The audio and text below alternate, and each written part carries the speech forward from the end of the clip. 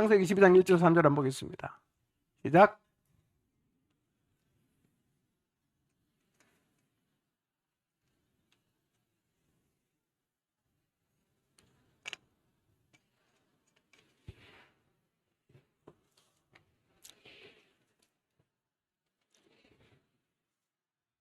너를 축복하는 사람에게는 내가 복을 베풀고 너를 저주하는 사람에게는 내가 저주를 내릴 것이다. 땅에 사는 모든 민족이 너로 말미암아 복을 받을 것이다. 예. 자, 하나님이 아브라함을 부르시고 복을 약속을 하시죠. 근데 뭐라고 말씀하십니까? 너는 복의, 니만 복을 받아라고 말하지 않고 너는 복의 근원이 될 것이다. 이렇게 말씀을 하셨어요. 이 복은 아브라함에게만 해당되는 얘기, 이 말씀은 아브라함에게만 해당되는 건 아니고요. 우리에게도 똑같이 해당이 됩니다. 우리도 복의 근원이에요. 우리도 다 복덩이입니다. 이걸 잊지 마시기를 바랍니다. 우리는 다른 사람에게 복을 나눠주는 사람이라는 사실을 믿으시기를 바랍니다. 틀림없이 하나님이 여러분을 통해서 여러분의 주변이 복을 받게 할 것입니다. 주변에 하나님의 복을 나누어주는 복덩이로 살게 되시기를 바랍니다. 자, 창세기 30장 27절 봅니다. 시작. 여호와께서 너로 말미암아 내게 복 주신 줄을 내가 깨달았노니 내가 나를 사랑스럽게 여기거든 그대로 있어라 그랬어요. 여러분, 야곱의 외삼촌 라반이 야곱을 속이고 착취했잖아요. 근데 야곱이 도망갔어요. 근데 그때 그가 깨달은 게 뭡니까? 아, 야곱 때문에 하나님이 우리 집에 복을 줬구나. 이걸 깨달았단 말이에요. 자기도 깨달았어요. 여호와께서 너로 말미암아 나에게 복 주셨다는 것을 내가 깨달았다. 이렇게 고백을 했어요. 여러분, 하나님의 복을 받은 사람의 영적인 영향력은 그가 몸담은 현실의 모든 부분과 모든 사람에게 미친다는 것을 보여주는 거예요. 우리의 삶도 그러할 것입니다. 그리고 그러해야 합니다. 복덩이들 되시길 바랍니다. 여러분 집안에 복의 근원이 되시길 바랍니다. 6절입니다. 시작.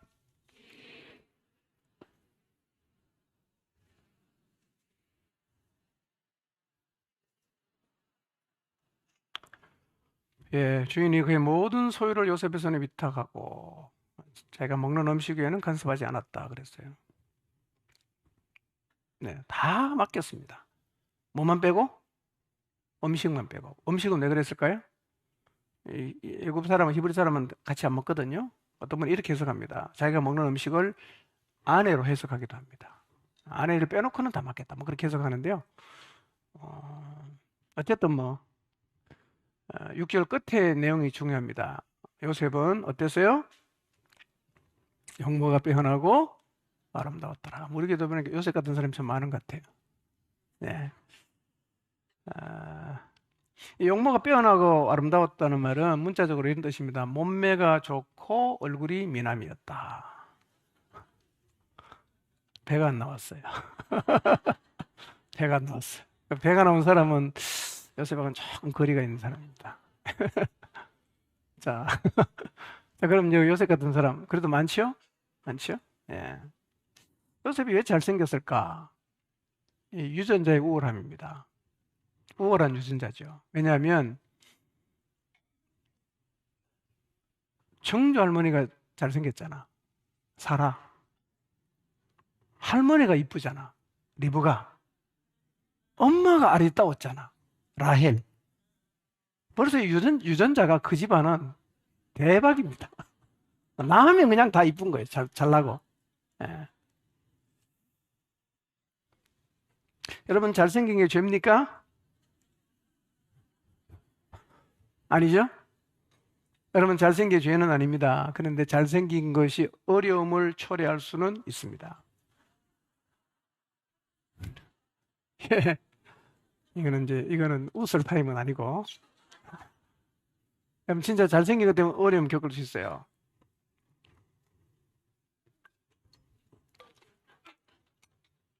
여러분, 외모만 잘생긴 건 아니고요. 잘생겼다는 건 외모만 의미하지 않고 어떤 사람은 머리가 좋잖아. 어떤 사람은 노래를 잘하잖아. 어떤 사람은 뭔 일을 시켜도 척척 해내는 능력이 있잖아. 어떤 사람은 사교술이 뛰어나고요. 또 어떤 사람은 손재주가 뛰어났으면 갖다 주면 다 잘 만들어요. 어떤 사람은 운동을 또 잘하고, 어떤 사람은 또 살인 미소를 가지고 있고, 언간한 매력을 갖고 있고, 이런 게 다 뭐예요? 축복이죠. 뭐가 될 수 있다 근데? 유혹의 빌미가 될 수 있다는 겁니다.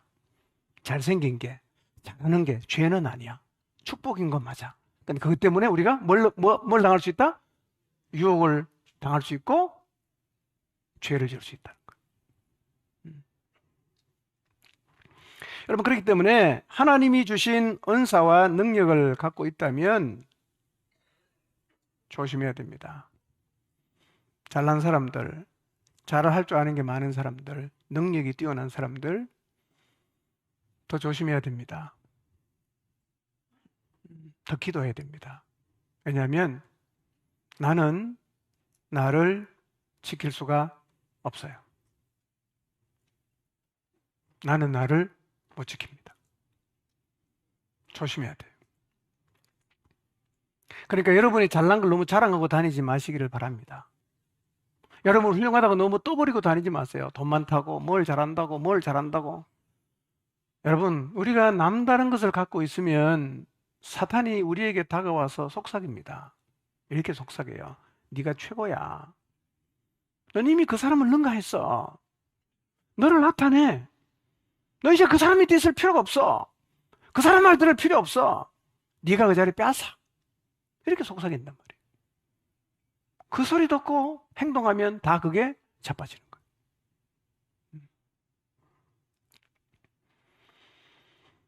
여러분, 그래서 능력이 많다는 게 나쁜 건 아닌데요. 너무 이 회사 저 회사에서 스카우트 제의 두르는 게요, 그거 꼭 좋은 게 아닐 수는 있어요. 예. 여러분, 우리가 특별한 능력이 없고 사람들 앞에 뭐 그냥 이거다라고 내세울 만한 것이 없다, 그게 문제가 되는 건 절대로 아니에요. 오히려 그게 복이 될 수가 있습니다. 사람들이 알아주지 않는 덜풀처럼 살아가는 게 절대로 잘못된 게 아니라는 사실을 잊지 마시길 바랍니다. 특별한 능력 없어도 괜찮습니다. 잘할 수 있어요. 예, 무슨 요셉이 경영을 공부해서 나라 총리가 됐습니까? 그러나 우리 모두에게는 하나님이 주신 은사가 다 있습니다. 있습니다. 다 있어요. 예. 제가 뭘 하겠나 싶어도요, 보면 다 잘합니다. 잘합니다. 예. 어떤 분이 저보고 그러더라고요. 저 친구 저래가 목회를 하겠나?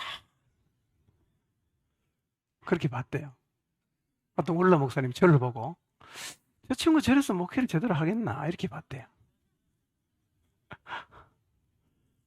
예, 그래도 우리에게는 다 뭐가 있어요? 하나님이 주신 은사가 다 있다는 거예요.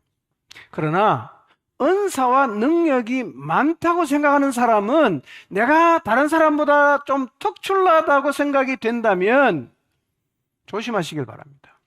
조심하셔야 돼요. 절대로 여러분은 여러분 자신을 못 지킵니다. 예. 7절을 봅니다. 시작.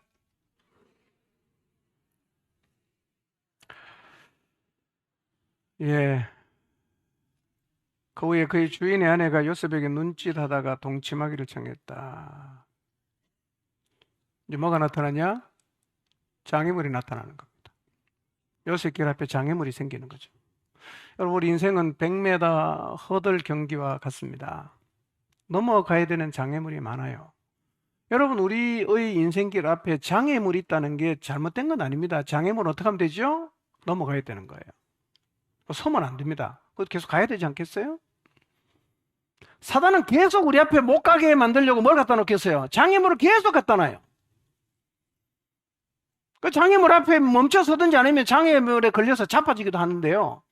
여러분, 앞에 장애물을 사단이 갖다 놓는다고 해도 장애물에 걸려 넘어지지 않게 되시기를 바랍니다. 장애물이 어디 있어요? 여러분, 우리의 삶을 멈추게 만들고 때로는 넘어지게 만드는 장애물은 대개 어디 있는지 아세요? 저분에 가까이 다 있습니다. 여러분, 내 삶을 멈추게 만들고 걸려 넘어지게 만드는 장애물은 절대로 멀리 있지 않습니다. 어디 있을까요? 집에 다 있습니다. 집에 다 있어요. 어디 있어요? 목장에 다 있습니다. 그런 사람 교회 다 있습니다. 다 안에 가까이 있어요. 미움도 가까이 있지 않습니까? 갈등도 가까이 있지 않습니까? 배신도 가까이 있지 않습니까? 모함도 가까이 있지 않습니까? 모든 장애물은 전부 집에 있고 교회에 있고 여러 목장에 다 있습니다. 미국에 있는 사람하고 갈등합니까? 아프리카 사람하고 미워합니까? 없죠, 그런 일. 장애물은 어디 있다고요? 전부 가까이 있습니다. 예. 맨날 그냥 뭐 손잡고 자는 사람이 장애물 되지 않습니까? 예. 손잡고 자는 사람 누굴 상상했습니까? 예. 그러니까 가정과 교회는요, 안식처이기도 하지만 동시에 뭐가 많아요? 장애물이 많습니다. 장애물. 가장 힘이 되기도 하지만 가장 힘들게도 하죠. 예. 건강한 신앙이 뭐냐? 이 장애물을 넘어가는 거예요. 걸려 자빠지는 게 아니라 넘어가는 겁니다.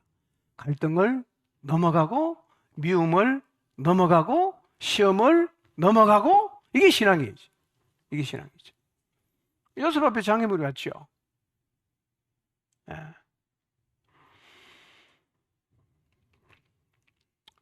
세상은 살아보니까 좀 힘들죠? 인생 사는 게 쉽습니까? 힘드십니까? 힘들어요? 예, 쉬운 분도 계시겠죠? 쉽습니까?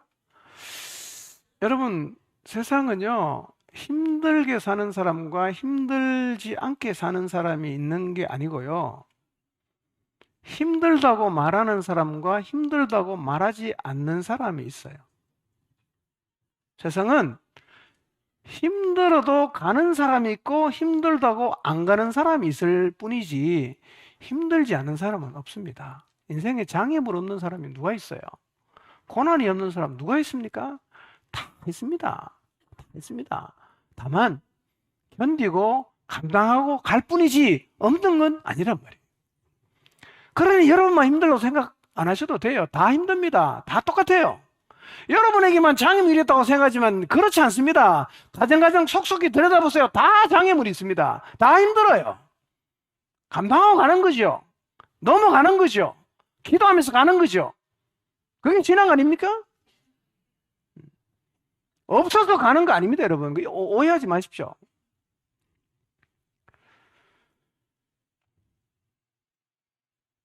요셉은 뭐 가정 총무니까 집안에 계속 들락날락 해야지요.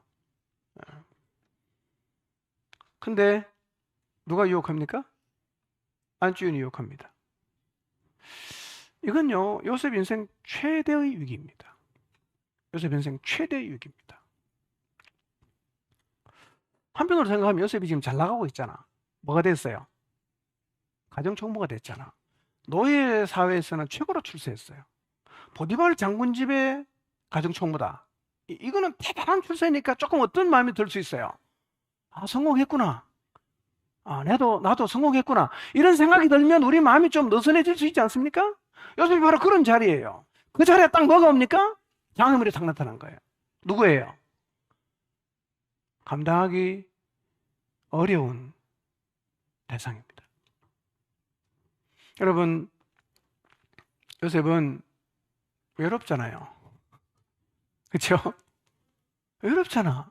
남의 나라에 팔려와갖고 무슨 친구가 친척이 있나요? 뭐 가족이 있나요? 그냥 혈혈단신 그냥 남의 나라에 와서 노예살이 하니 얼마나 외롭겠어요.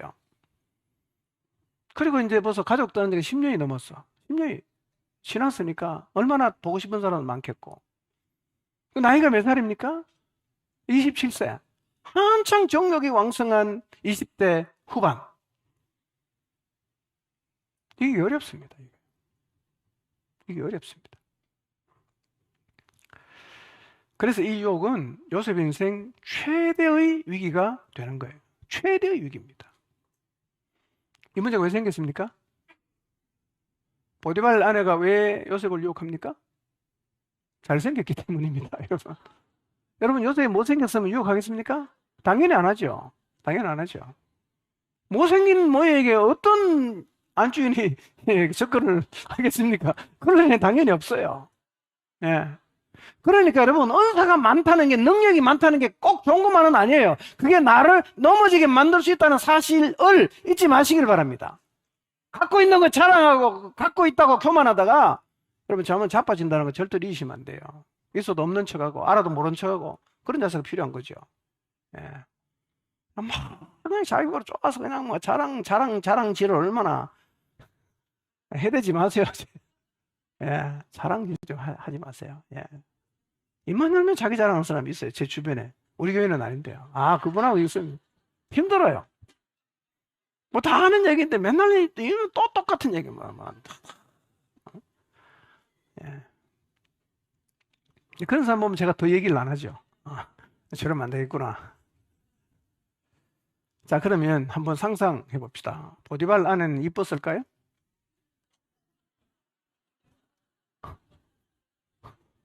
보디발 안에 이뻤을까요? 여러분, 보디발 정도 되는 사람의 아내라면 이뻤을 확률이 높겠죠. 그렇죠. 100%는 아니겠지만 확률이 높다고 봐야죠. 여러분, 요즘 우리나라에서 제일 잘 나가는 사람이 운동선수잖아요. 운동선수 와이프들 벌써 이쁜가 못생겼는가? 다 이쁩니다. 왜요? 돈 많으니까.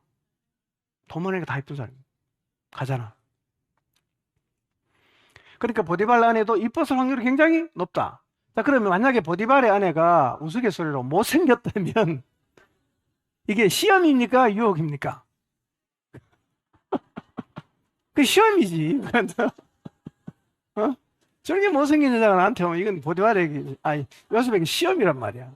근데 유혹했단 말이야, 이게. 자, 보세요. 외로운 요셉. 한창 정욕에 불타는 요셉에게 너무나 이쁘고 세련된 보디발 아내가 요셉에게 뭘 합니까? 눈짓을 하는 거예요. 눈짓. 그리고 한 걸음 더 나가서 동침하자. 이렇게 요청했다는 거예요. 눈짓했다는 게 어떤 의미입니까? 눈으로 말했다는 거지. 눈으로 말했다는 것이. 뭐 윙크를 했든지 껌뻑껌뻑 했든지 하여튼 뭔가 알아차릴 수 있도록 눈으로 말을 한 거죠. 요셉이 이걸 알았을까요? 몰랐을까요? 알았죠. 아, 눈으로 말하는구나. 뭘 원하는구나. 다 알았단 말이에요. 눈으로도 말합니다, 여러분. 입으로만 말하는 게 아니라 뭐 몸짓으로도 말하고 눈으로도 말하고 우리가 의사표시는 굉장히 다양한 방법을 하죠. 그러니까 지금 요셉은요 육신의 정욕이 있잖아. 20대니까. 그쵸? 거기다 뭐까지 더해졌습니까?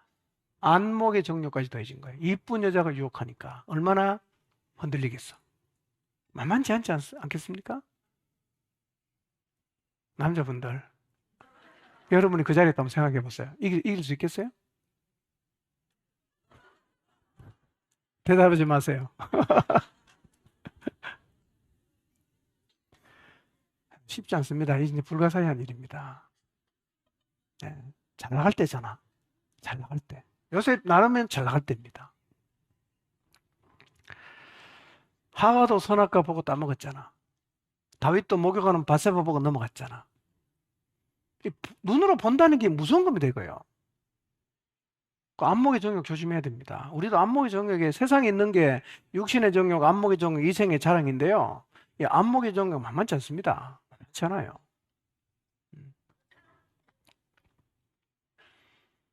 자, 보디발 아내가 동침하기를 청했는데 이 청했다는 원문을 보면 지속적으로 요구했다는 거예요. 눈으로 한 번만 말한 게 아니라 일보러 갈 때마다 눈으로 말하는 거예요. 나고 자자고. 계속 말했다는 거예요. 그러니까 이게 감당하기 힘든 유혹이라는 거죠, 여러분. 네. 근데 20대 청년이 이걸 이겼다는 건 이건 정말 대단한 일이죠. 우리 시대에도 사단은 이 성적인 바이러스로 얼마나 많은 남녀를 유혹하고 있습니까? 우리 시대는 마치 성벽이 무너진 것처럼 성적 경계가 무너진 시대를 살고 있어요. 다 무너졌습니다.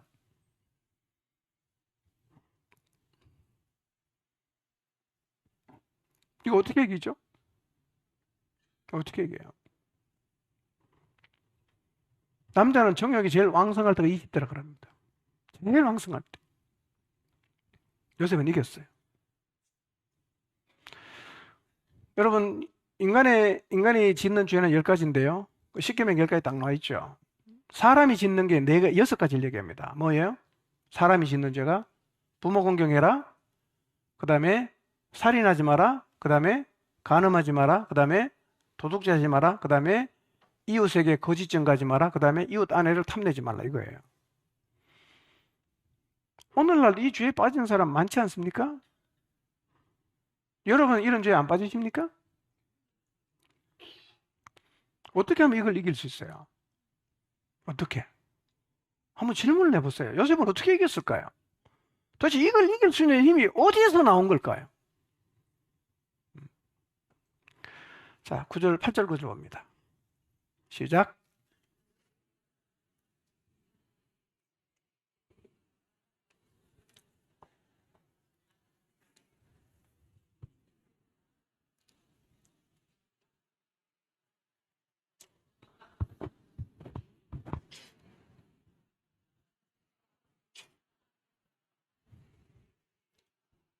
네.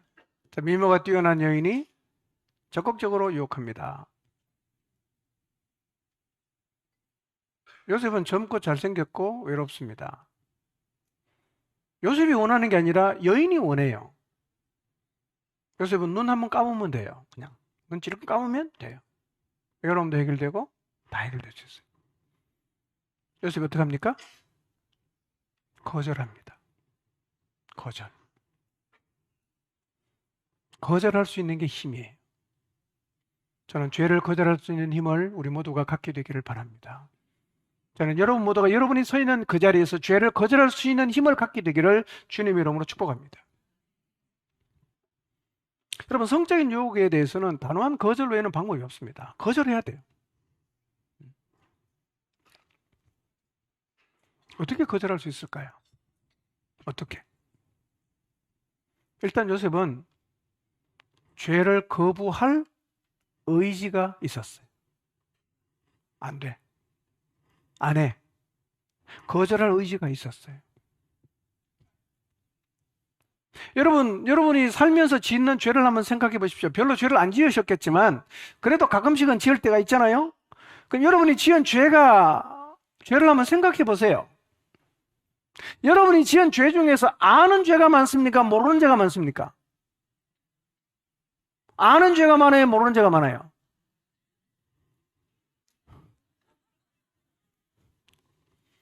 거짓말인지 모르고 거짓말합니까? 훔치면 나쁜 건지 모르고 훔칩니까? 욕하면 나쁜 거 모르고 욕합니까? 시기 질투하면 나쁜 거 모르고 시기 질투합니까? 다 알죠? 누군가를 모함하고 그 다음에 적대감을 갖고 이거 나쁜 건지 알고 하죠? 여러분, 우리가 짓는 죄는 99%다 알고 짓는 죄입니다. 모르고 짓는 죄 거의 없습니다, 여러분. 무슨 얘기입니까? 죄를 거부할 의지가 있으면 이길 수 있다는 거예요. 알고 짓기 때문에. 모르고 지으면 뭐 내가 의지가 있어도 몰라서 지은 죄는 어쩔 수 없지만 알고 짓는 죄라면 내가 죄를 거절할 의지만 있으면 그 죄는 이길 수 있다는 얘기란 말이에요. 왜 못 이기냐? 거절할 의지가 없다는 거죠. 의지가 없다는 거죠. 그러니까 우리는 죄를 짓고 나서 뭘 느낍니까? 죄책감을 느끼잖아. 이러면 안 되는데. 이러면 안 되는데. 늘 그런 생각하는 거죠. 죄를 거절할 의지를 갖게 되기를 축복합니다. 예, 죄를 거절할 의지가 있어야 돼. 여러분, 알고 있는 죄를 우리가 어떻게 이기겠어요? 죄인 줄 뻔히 알아요. 계속 반복되는 분 혹시 계십니까? 우리 짓는 죄는 아는 죄고 그 다음에 대부분은 반복입니다. 반복. 거짓말하는 사람 계속 거짓말하잖아. 뒤에서 남 욕하는 사람 계속 욕하잖아. 똑같은 겁니다, 그거예요. 계속 반복이죠. 뭐 어떻게 하면 안 할 수 있어요? 거부하는 겁니다. 죄를 거부하게 되시길 바랍니다. 거부하게 되시길 바랍니다. 거부할 힘은 어떻게 갔냐? 자, 요셉은 보디발의 아내의 유혹을 거절하면서 거절하는 이유를 3가지로 말합니다. 첫째, 주인이 나를 이만큼 신뢰해 주셨는데 나는 주인의 신뢰를 저버릴 수 없다. 이거예요. 주인의 신뢰를 저버릴 수 없다. 이게 첫 번째 이유입니다. 두 번째 이유, 그 주인이 금한 것이 당신밖에 없기 때문에 나는 주인이 금한 당신을 범할 수 없다. 세 번째, 나는 하나님께 죄를 지을 수 없다. 이게 세 번째 이유였어요. 이 세 가지 이유 때문에 요셉은 죄를 거절했습니다. 그러니까 보세요. 이때 나이가 한 27세쯤 됐을 걸로 생각하는데요. 이 사람을 향한 신뢰 관계가 명확하지 않습니까? 신뢰 관계. 그리고 하나님을 향한 관계도 굉장히 뚜렷하게 정리가 딱 되어 있잖아요. 주인의 신의를 저버릴 수가 없다. 주인이 금한 것은 당신밖에 없기 때문에 나는 당신을 범할 수가 없다. 세 번째, 나는 하나님께 죄를 지을 수가 없다. 이런 이유로 거절했어요. 네. 그럼 요셉이 제자 훈련 안 받았잖아요. 그렇죠? 신학교 나왔습니까? 안 나왔죠? 황당하게 형들에게 발려서 노예가 됐잖아. 10년간 노예로 산 게 전부예요. 지금 드러나는 요셉의 신앙 인격을 보세요. 대박 아닙니까? 어떻게 이게 가능해요? 어떻게 이게 가능합니까?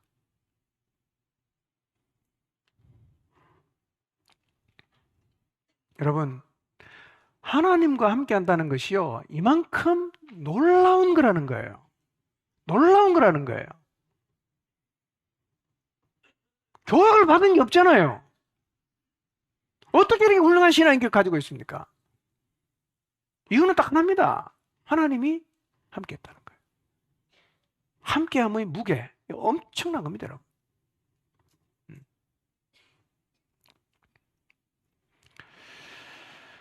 저는 요셉이 이렇게 반듯한 신앙 인격을 가지고 그 외롭고 젊은 나이에 그 여인의 유혹을 거절할 수 있었던 힘은 물론 1번, 2번 주인과 사람과의 신의를 지킨다는 측면에서 의지도 있었지만 더 중요한 것은 하나님과 함께 함에 있었다고 믿습니다. 그럼 이런 질문이 나오죠. 우리도 하나님과 함께 하는데 우리는 왜 안 됩니까? 이거예요. 아니, 요셉이 함께 하신 하나님, 나도 함께 합니다. 근데 요셉은 되는 것 같은데 나는 왜 안 됩니까? 라는 질문 안 생깁니까?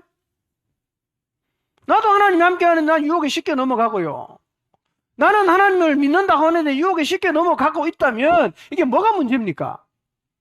왜 똑같이 함께 했는데 어떤 사람에게는 되는 거고 어떤 사람에게는 안 되는 걸까요?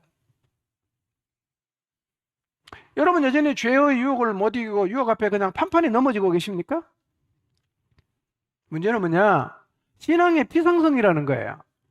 비상성이 무슨 말이냐면 본질을 추구하지 않고 겉으로 드러나 보이는 것만 추구하는 거예요. 그 하나님의 본질적인 부분은 추구하지 않고 주일날 교회 가고 뭐 이런 이 신앙의 겉모양만 반복하다가 보니까 다 갖고 있는 것 같지만 실제로는 하나님하고는 아무런 상관이 없는 거죠.